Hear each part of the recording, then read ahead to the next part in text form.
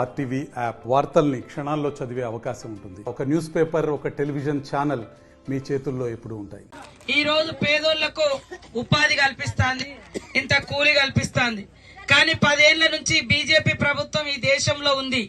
10 ఏళ్ల నుంచి మరి ఈ రోజు గత 3 నెలల కింద కూడా జరిగినటువంటి ఎన్నికలలో మీరు బీజేపీని ఇక్కడ గెలిపించారు. మరి ఎంపీని కూడా గతంలో బీజేపీనే గెలిపించారు.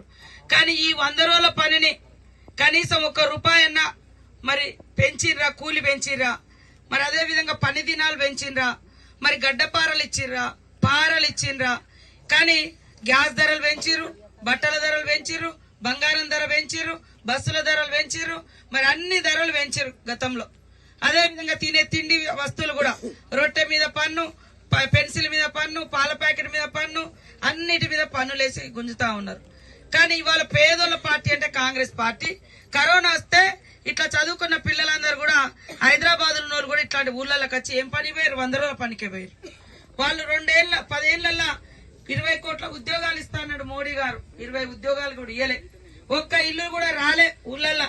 గప్పుడిచ్చినాయే ఇందిరమ్మ ఇల్లు, గప్పుడు తవ్వినాయే చెరువులు, గప్పుడిచ్చినాయే రోడ్లు, గప్పుడిచ్చినాయే బడి, గప్పుడిచ్చినాయే గుడి. లాస్ట్ కు ఏమనంటే గుడి గుడి మసీద్ అంటారు. మన హిందువులకు వేరు, ముస్లిం వేరు అంటారు. సరే, ఎవరి మొత్తం వాళ్ళది. మరి హిందువులకు ఏమన్నా ఉచితంగా బంగారం ఇచ్చిర్రా, ఉచితంగా అగరబత్తి ఇచ్చిండ్రా, కనీసం గుడెన్న కట్టించిండ్రా మీ ఊళ్ళల్లో?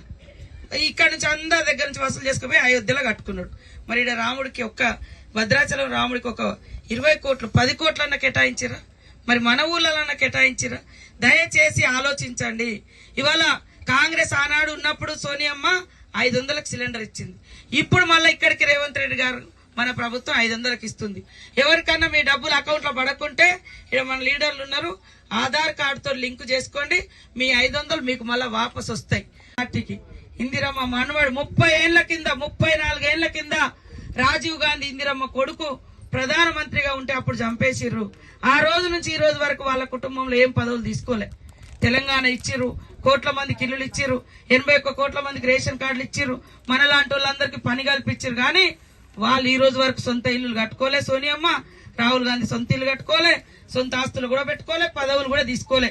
కాబట్టి ఇప్పుడు పేదోళ్ళ నాయకుడిగా మనకు అవసరం రాహుల్ గాంధీ. మీరందరూ ఆలోచించి పోయినసారి 2 సార్లు వేరే పార్టీలకు వేసి ఈసారి ఒక్కసారి వేయండి.